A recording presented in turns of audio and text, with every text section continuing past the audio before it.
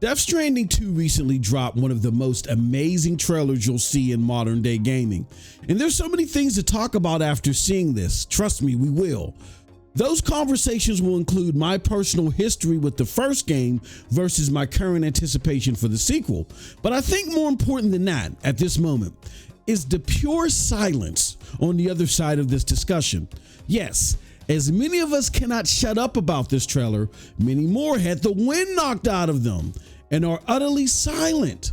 Now that group is the PlayStation hating wing, who have been running with the most insane notions regarding PlayStation's imminent demise.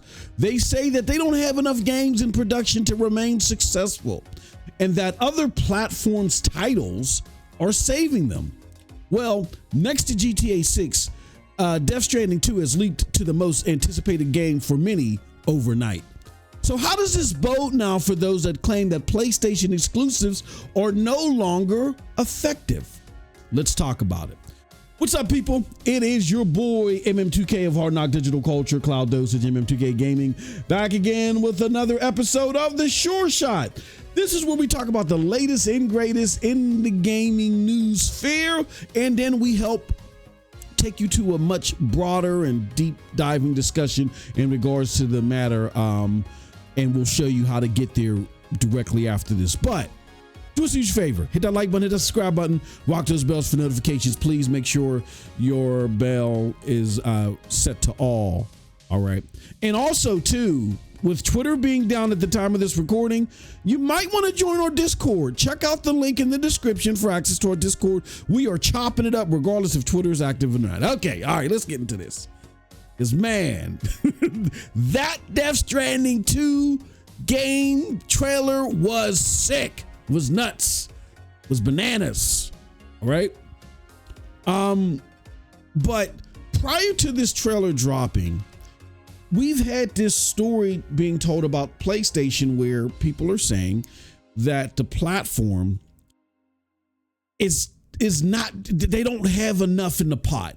They're not going to be able to sustain their success. And that just like Xbox, they're soon going to have to put their exclusives everywhere because they, A, are not making enough exclusives in the first place, and B, when they do make exclusives, they are not doing well. They're not garnering the success that they need, right? Now, if you go by what we've said prior, this totally goes against what we know as PlayStation's main goal in as far as being a marketplace, right? We'll get into that in a little bit, but let's just show you some of the crazy examples that are out here on the internet, right?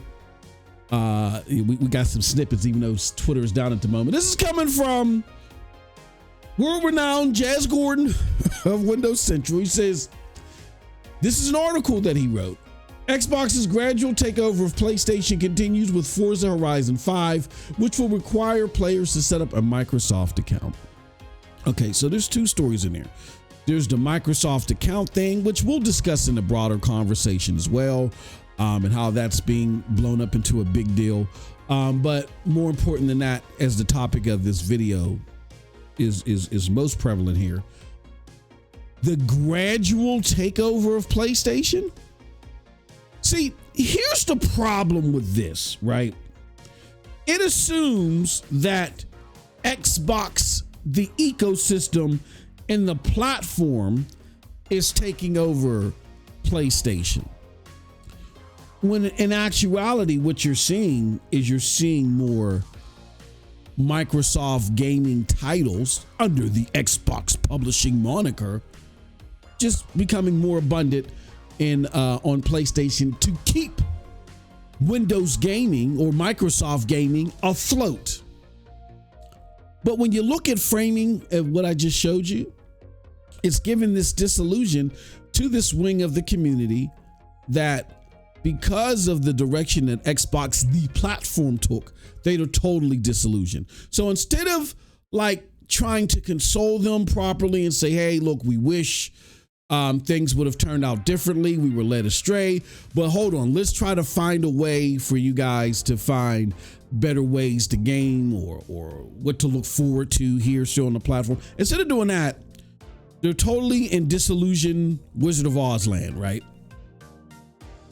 And that doesn't serve anybody. Trust me, I've been there. We'll talk about this more in the deep dive part of this discussion. I've been there before, and it wasn't good to sit there and stay in some disillusioned state. Reality is reality. You got to move on, and you got to help gamers do the same thing as well. But despite all that, you had this trailer drop that you're looking at on the screen, and it just dropped jaws.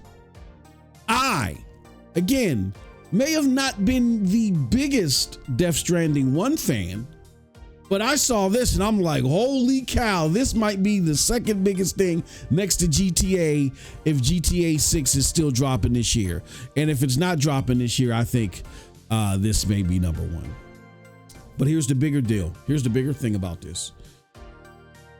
It appears that this is only launched on the PlayStation 5. So yes, once again, if you want to get access to all of the most anticipated titles, if you want all of the most anticipated multiplats, right? You have a PlayStation 5 because they all want to come to PlayStation 5. If you want the best offerings of Xbox, guess what? Get you a PlayStation 5, right? And if you want the most talked about Sony anticipated games, get you a PlayStation 5. You'll get access to those titles day and date. Now, some people will say, well, hold on, these games are going to be ported to PC or whatever. Well, PlayStation hasn't been the best with their PC ports, and I would be thoroughly upset if I got the best of the best with RTX 4070 or 4080 or 4090 or whatever, or even if I built an AMD rig around $1,800. I would be highly upset if I built a rig anywhere between $1,800 to a few $1,000s and I get an unoptimized crappy port like we saw with Spider-Man and some other PlayStation exclusive titles. I think Rise of the Ronin was another recently poor port that launched on PC, when all I got to do is, if I want the latest and greatest bells and whistles from a performance side, with great porting day one, I can get a console. And that console is called the PlayStation 5 Pro. I can get the best offering for the multi-plat games. I can get the best offering for the PlayStation games. And in more and more cases that we're seeing now, Call of Duty, Diablo, and all this other stuff. And these games, they're championing these games as far as being PS5 Pro enhanced. I get the best versions of the Xbox games. Imagine that. So here's the thing. There's a bigger discussion beyond all this that I just put out there, way bigger discussion. Let's have it. In that bigger discussion, we're going to talk about these fanboy comments, what PlayStation is actually providing versus, they don't have anything slated, and why PlayStation actually prefers that Xbox is putting their games on the platform, even if these games are heavily anticipated. We just saw a chart that still has Sea of Thieves up there in one of the most downloaded PlayStation games of the time frame. That is making PlayStation happy, but it has no effect on the effect. Matter of fact, it is having an effect, now that I think about it, on the effectiveness of the exclusives, but it's not in the way that the haters think. You want to talk about this in full detail? Let me know if I'm wrong, whatever. Join us in our members content. There'll be a link to it here in this video.